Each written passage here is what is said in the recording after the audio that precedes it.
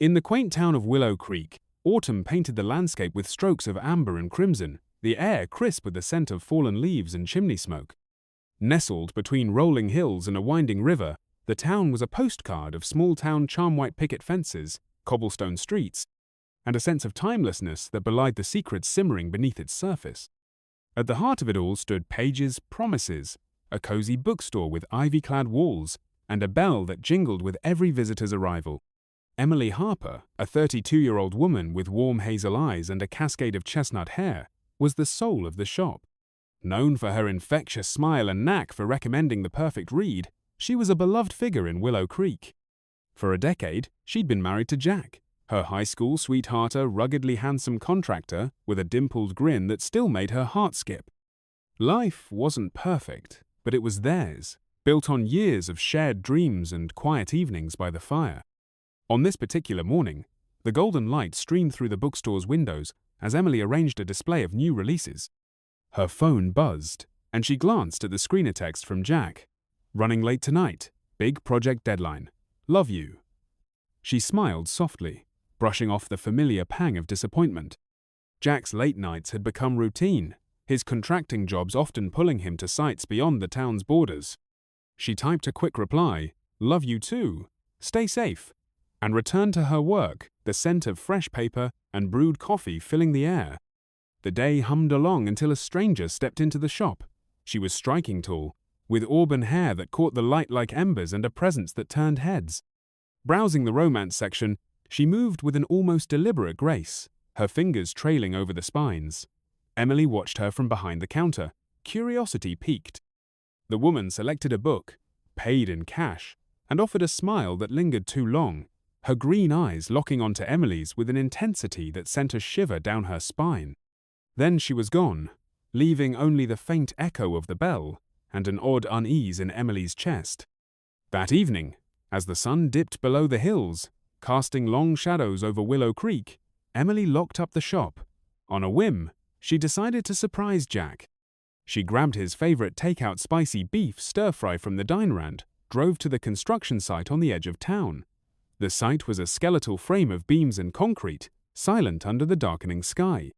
But as she pulled up, her headlights swept over an empty lot. No workers. No Jack.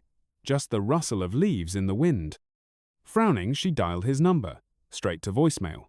"Hey, it's me. I'm at the site. Where are you?" she said, her voice steady despite the knot forming in her stomach. She waited, the takeout growing cold on the passenger seat, then drove home, her mind spinning. Maybe he'd finished early. Maybe he was already there. The house was dark when she arrived, the porch swing creaking faintly in the breeze. "No, Jack," she called again, voicemail. Hours ticked by, the clock's hands creeping toward midnight. Emily paced the living room, her worry hardening into something sharper.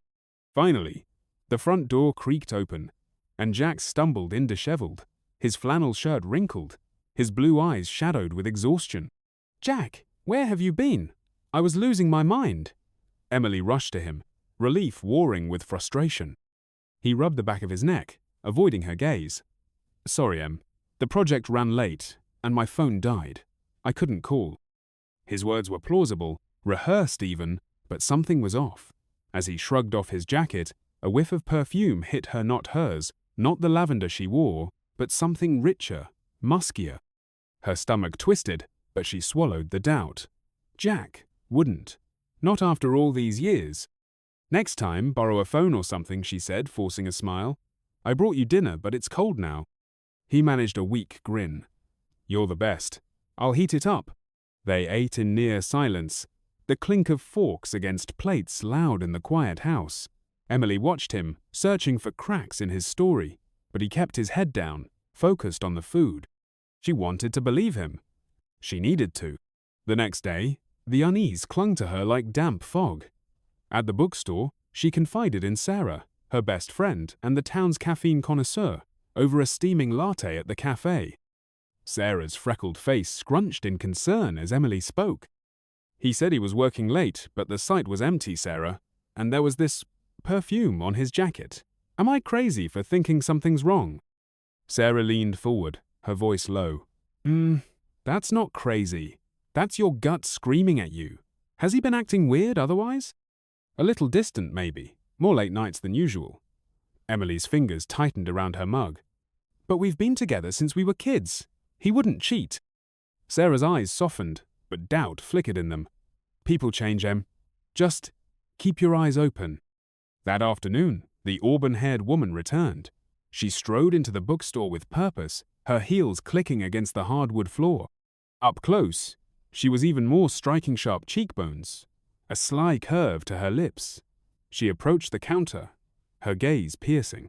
"Hi, I'm new in town. Name's Ava," she said, her smile cool and calculated. "Welcome to Willow Creek." "I'm Emily," she replied, matching Ava's tone despite the unease prickling her skin. "I noticed your husband, Jack, working on that new development. He's quite the talent," Ava said, her voice smooth as silk. Emily's heart stuttered. "You know Jack?" "Oh, we've crossed paths. He's been helping me with some renovations at my place." Ava's eyes gleamed, as if testing her reaction. "That's nice of him," Emily managed, her mind racing. Jack hadn't mentioned any side projects. Why wouldn't he tell her? Ava left with another lingering look, and Emily's world tilted. That night, she confronted Jack over dinner, her voice trembling with restrained emotion. "I met Ava today. She said you're helping her with renovations. Why didn't you tell me?" Jack froze, fork halfway to his mouth. "Oh, that? Yeah, it's just a small gig. Slipped my mind." "Slipped your mind?" Emily's tone sharpened. "And last night, where were you really?" His jaw tightened. "I told you I was working. Why are you interrogating me?" "Because I'm scared, Jack. Something's different, and you're shutting me out." Tears stung her eyes, but she blinked them back. He sighed, pulling her into a hug. "I'm sorry, Em. Work's been hell. I promise, it's nothing. I love you." His arms were familiar, warm, but the doubt lingered like a splinter under her skin. Over the next few days, the cracks widened late nights, that same perfume, a distracted edge to his smiles. Emily couldn't ignore it anymore. One evening as Jack left for work, she made a choice. Grabbing her keys, she followed him, her pulse pounding in her ears. His truck wove through town, past the site, to a secluded cabin tucked among the pines. Ava's sleek black car sat in the driveway. Through the cabin's window, Emily saw them, Jack and Ava, locked in an embrace, his hands tangled in her hair, their lips pressed together in a way that shattered her heart into 1,000 jagged pieces. She drove home in a daze, tears blurring the road. The man she'd loved for half her life had betrayed her. How long had this been happening? How had she been so blind? The next morning she faced him, her voice steady despite the storm inside. "I saw you with Ava last night." "How long, Jack?" His face drained of color. I can explain." "Explain what? That you've been lying to my face?" she snapped. "It wasn't planned. It just happened. I'm so sorry," he stammered, reaching for her. Before she could respond, the doorbell rang. Ava stood there, her smirk venomous. "I think it's time we all talked." Emily's fists clenched. "What do you want?" "I want what's mine," Ava said, stepping inside. "Jack and I are in love. He's leaving you." Jack's eyes widened. "Ava, that's not." "Shut up, Jack. You promised me," Ava hissed. Emily's world spun, but Ava wasn't done. She handed Emily an envelope. "You'll want to see this." Inside were photos Jack and Ava, intimate and undeniable. But there was more. Bank statements showing thousands transferred from Jack's account to Ava's, some from their joint savings. "What is this?" Emily demanded, her voice shaking. Ava laughed, cold and cruel. "Jack's been funding me. He's broke, Emily. Your money's gone too." Emily turned to Jack, who slumped against the wall. "Is this true?" He nodded, defeated. "She threatened to tell you if I didn't pay her. I didn't know how to stop." Betrayal burned into rage. "You disgust me. Jack, I want a divorce." "Ava, you'll hear from my lawyer." Ava's smirk faltered. "You can't prove anything." "These say otherwise." Emily shot back, waving the envelope. "Extortion's a crime." Ava stormed out, and Jack tried to speak, but Emily silenced him. "Pack your things and go." Alone, Emily sank onto the couch, the weight of loss crushing her. But then, a spark ignited. She wouldn't let them win. She called a lawyer, determined to fight back. Days later, sorting through old books at the shop, she found a rare first edition of family heirloom worth a fortune. It was a lifeline, enough to reclaim her financial footing. As she celebrated, her lawyer called. "Ava's been arrested for extortion and fraud. We've got her." Relief washed over her, and Willow Creek rallied around her strength. One evening, a charming stranger entered the bookstore, his smile kindling hope. "I'm new here. Heard this place has the best books." "I'm Emily," she said, feeling a flicker of something new. "Let's find you something great." But as she locked up that night, an anonymous letter slipped under the door. She opened it, her breath catching at the single line, "I know what you did." Her blood ran cold. What secret could this mean? Was Ava striking back? Or was something darker lurking in her past? The crisp autumn air of Willow Creek had turned colder, the leaves now a mosaic of deep reds and oranges, crunching underfoot as Emily walked home from the bookstore. The weight of an anonymous letter pressed heavily on her mind, its cryptic message, "I know what you did," echoing with every step. She'd spent the night restless, tormented by fear and confusion, wondering what it could mean. Her life had already been shattered by her husband Jack's betrayal and her friend Ava's deceit. Could there possibly be more secrets lurking? As Emily neared her house, the porch light flickering in the dusk, she spotted a figure by the door. Her heart raced, but relief washed over her as she recognized Sarah, her best friend. "Sarah, what are you doing here?" she asked, her voice trembling slightly. Sarah turned, concern etched on her freckled face. "I was worried about you, Em. You've been through so much." Emily forced a small smile, unlocked the door, and invited Sarah inside. The house's warmth contrasted with the chill outside, yet it couldn't ease the cold dread within her. She pulled the letter from her bag and handed it to Sarah with a shaky hand. "This came last night. I don't know what it means, but it's scaring me." Sarah's eyes widened as she read the note. "Oh, Em, this is serious. Any idea who sent it?"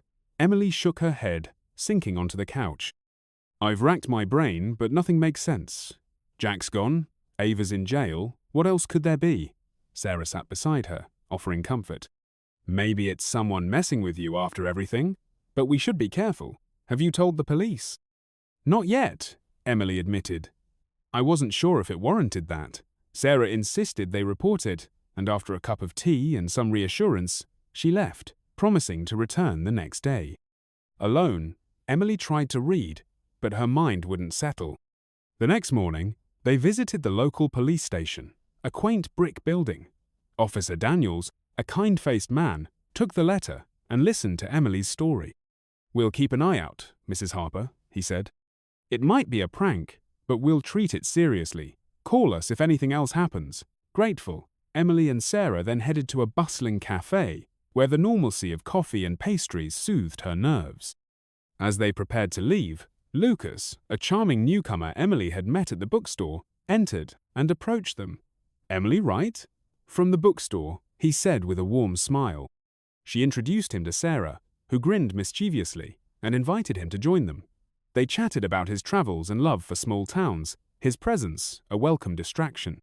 But his parting words, "Sometimes the past catches up with us, but it's how we face it that defines us," left Emily unsettled. Was it a coincidence, or did he know something? That evening, while closing the bookstore, Emily saw a shadow across the street. Her pulse quickened, but the figure vanished, leaving only rustling leaves. She brushed it off and went home.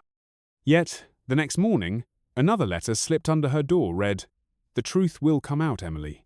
You can't hide forever." Panic-stricken, she called Sarah, who arrived quickly. "We need to figure out who's doing this," Sarah said. "Maybe it's tied to your past, your family." Emily hesitated. "My parents died when I was young, and my grandmother raised me. She passed years ago. There's nothing there." But doubt crept in. Her grandmother had been evasive about their family history. Determined, they drove to her grandmother's vacant house on the town's outskirts. Inside, amid dusty memories, they found a locked chest in the attic. Prying it open, Emily discovered letters and a birth certificate listing her parents as unknown. "Were you adopted?" Sarah asked, stunned. Emily, reeling, Uncovered letters from a woman named Margaret begging her grandmother to protect her daughter from a dangerous man dated just before Emily's birth. Could Margaret be my mother? Emily wondered aloud. Before they could process further, footsteps echoed downstairs. A voice called, "Emily, I know you're up there. We need to talk." It was Lucas. Cautiously, they confronted him in the living room. "I'm a private investigator," Lucas revealed. "I was hired to find you. You're the heir to a fortune from your biological father, Edward Langston, a wealthy businessman. He kept you secret to protect you, but now that he's dead, his enemies want to stop you from claiming it." He showed documents proving his story and the threats the letters were from those enemies. As Emily grappled with this revelation, a brick crashed through the window with a note, "Leave town or die." Fear surged, but resolve hardened within her. Then her phone buzzed with a text from an unknown number. "I have Jack. If you want to see him alive, come alone." Torn between danger and determination, Emily faced an impossible choice as new threats loomed. The night was suffocatingly still as Emily stared at her phone, the screen casting a harsh glow on her face. The text message was stark and chilling. "I have Jack. If you want to see him alive, come alone to the old mill at midnight." Her pulse quickened. Jack, a cheating, lying ex-husband, didn't deserve her concern, yet the thought of him in peril stirred a stubborn ember of care she couldn't extinguish. Going alone, though, was a fool's move. She needed backup. She called Lucas, her voice shaky but resolute. "I got a text. They've got Jack. They want me at the old mill tonight." Lucas didn't hesitate. "Don't go alone, Emily. It's a setup. I'll meet you at your place, and we'll handle it together." Relief steadied her nerves. "Thank you, Lucas." He arrived swiftly, his presence a quiet anchor in her storm. They drove in tense silence to the outskirts of Willow Creek, where the old mill stood abandoned, its silhouette jagged against the moonlit sky. Parking a safe distance away, they approached on foot, flashlights slicing through the dark. Inside, the air reeked of rot and damp wood. Their lights caught a figure sitting calmly on a crate. Beside her, Jack sat tied to a chair, gagged but alive, his eyes widening at the sight of Emily. The woman rose, her face eerily familiar, sharp cheekbones, eyes like Emily's own. "Emily, I've been waiting for you. I'm Margaret, your mother." Emily's world tilted. "My mother? What, though, is this possible?" Margaret's gaze was heavy with regret. "I had to give you up to protect you from your father's enemies. You're Edward Langston's heir, and he left you something they'll kill to keep buried." Before Emily could demand more, footsteps thudded at the entrance. "They're here," Margaret hissed. She untied Jack with swift hands, and he stumbled free, rubbing his wrists. Lucas took the lead. "We've got to move. Now." They darted through a back exit as shadows stormed the mill. The woods outside swallowed them, their escape a frantic blur of snapping twigs and labored breaths. Cold air stung Emily's lungs as shouts echoed behind them too close. A metallic clicker gunsent her heart into her throat. They reached Lucas's car, piling in as he gunned the engine. Tires squealed, and the mill faded into the night, their pursuers momentarily outpaced. Safe in Lucas's apartment hours later, the group huddled around a table. Jack sat mute, guilt carved into his features, while Margaret unraveled the past. "Your father wasn't just a wealthy man," she said, her voice low. "Edward Langston fought a criminal syndicate that corrupted everything he built. When he gathered evidence to expose them, they threatened, 'Use me, you. I vanished to keep you safe.' He left you a letter and a key to a safety deposit box holding that evidence. They're hunting you to stop you from claiming it." Emily's head spun. "The anonymous letters, the threats, it's all them?" "Yes," Margaret confirmed. "They've been watching, waiting. You're a threat now that you know." Jack spoke up, his voice rough. "Emily, I didn't know any of this. I messed up, I know I did, but let me help. I owe you." She met his eyes, torn between hurt and necessity. "We'll see," she said coolly. "Right now, we survive." Lucas unfolded a map, jabbing a finger at a nearby town. "The bank with the deposit box is here. We leave at dawn." As they packed, Emily's phone buzzed. A new message, "You can't run forever. We'll find you." Fear coiled in her gut, but resolve hardened beside it. She wasn't alone anymore.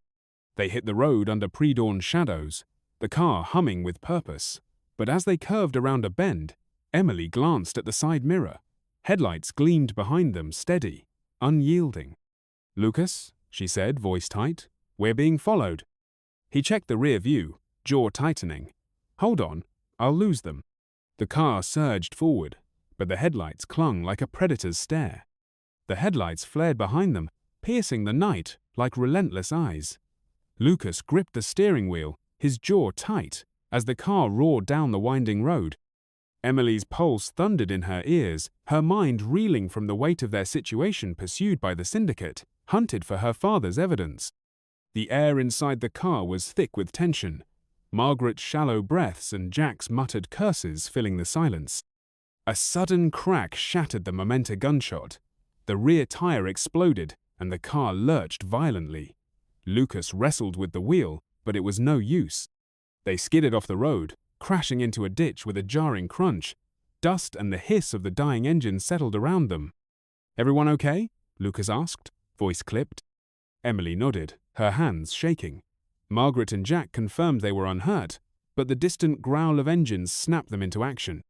"Out now," Lucas ordered, grabbing his flashlight and gun. "We're on foot." They stumbled into the woods, the cold biting through their clothes, as branches snagged at their skin. The sounds of pursuit shouts and snapping, twigs echoed too close behind. After a grueling trek, they spotted a dilapidated farmhouse, its sagging roof and dark windows promising temporary refuge. Inside, the air was musty, but signs of recent life: a half-eaten sandwich, a warm stove set Emily's nerves on edge. "Someone's been here," Jack whispered, his eyes darting.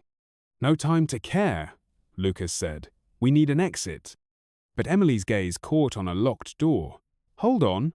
Lucas picked the lock, revealing a cramped office. Photos and maps lined the walls, red strings tying faces to places. Emily's breath hitched as she recognized Victor Hale, Willow Creek's mayor, in a circled photo smiling beside her father, a syndicate mark scrawled over his face. Margaret paled.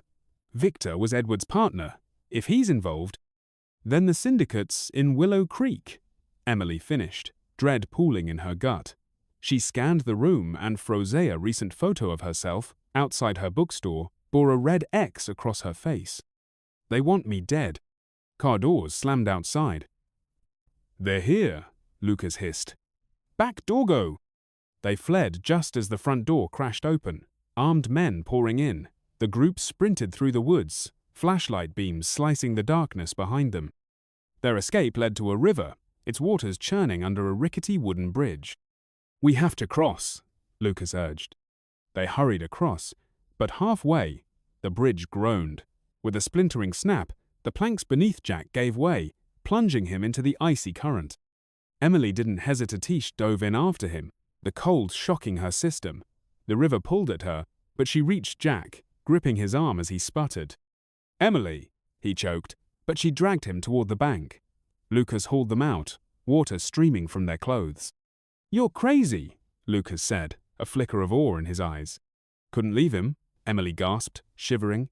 Jack coughed out a weak, "Thanks, Em." The pursuers' shouts grew louder, lights flashing through the trees. Soaked and stumbling, they pressed on until a warm glow appeared a cabin. Desperation drove them to the door, and Lucas pounded on it. The door swung open, and Emily's heart stopped. Ava stood there, her auburn hair glinting, a smirk curling her lips. The woman who'd seduced Jack, extorted their savings, and vanished after her arrest, now blocked their path. "Well, isn't this a surprise?" Ava drawled, eyeing their drenched, ragged state. "Come to beg for help?" Anger surged through Emily. "What are you doing here?" Ava's smile sharpened, her gaze unreadable. "You're not the only one running from something, darling. So, what'll it be inside with me, or out there with them?" The sound of footsteps crashed closer through the woods. Time was up. The cabin's dim light flickered as Emily faced Ava, the woman who had upended her life. Outside, the syndicate's pursuit echoed through the trees, their footsteps a relentless drumbeat. Time was slipping away. Emily's voice cut through the tension like a blade. "If you're lying to us, Ava—" "I'm not," Ava interrupted, her usual bravado replaced by a flicker of vulnerability. The syndicate's been choking me for years. Blackmail. Threats. I want them gone.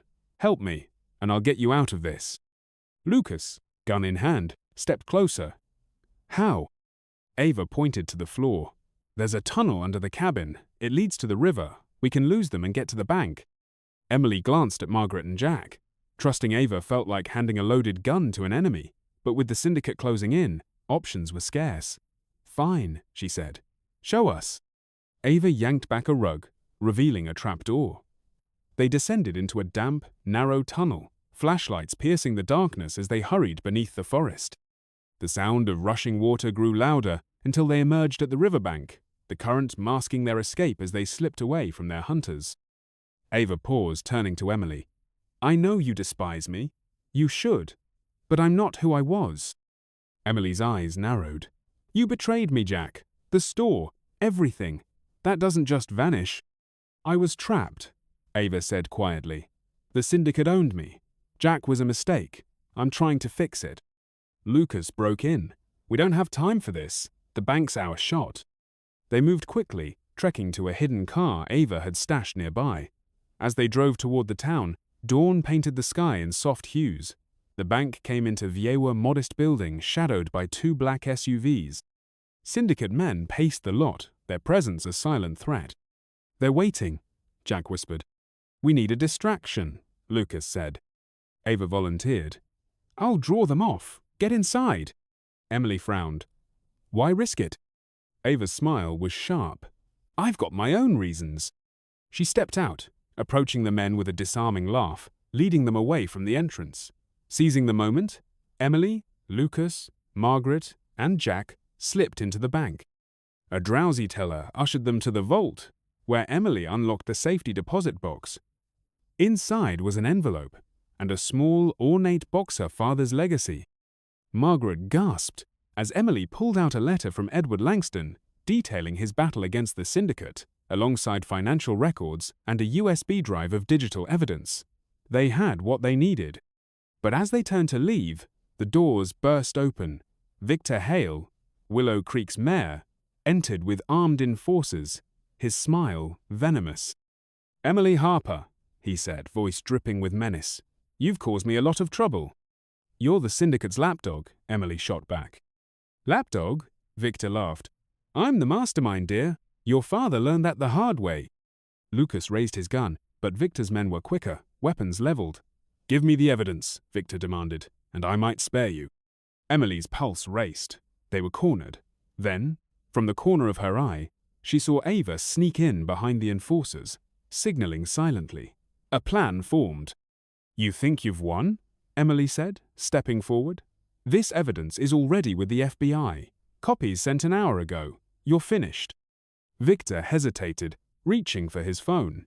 In that split second, Ava attacked, disarming an enforcer and tossing the gun to Lucas. The room exploded into chaos gunfire, shouts, bodies hitting the floor. Emily pulled Margaret behind the counter as Lucas and Jack fought back. Victor lunged at Emily, but she swung the ornate box, striking his head. He stumbled, and she knocked him down. For my father, she hissed. Sirens screamed outside the police, tipped off by Ava. The surviving enforcers fled, leaving Victor sprawled in defeat. It was over. Days later, Willow Creek glowed under an autumn sun. Victor Hale was in custody, the syndicate shattered, and Emily was a local legend. Pages, promises buzzed with life, the community rallying around her rebuilt bookstore. Jack had left, their farewell a quiet reckoning. I'll always love you, Em, he'd said, but I know I've lost my place. You lost yourself, she replied gently. I hope you find your way. Ava, too, was gone, leaving a note. Debt paid. Take care. Her redemption was messy, imperfect, but real. Lucas stayed. One evening, he joined Emily on her porch, offering a mug of coffee and a warm smile.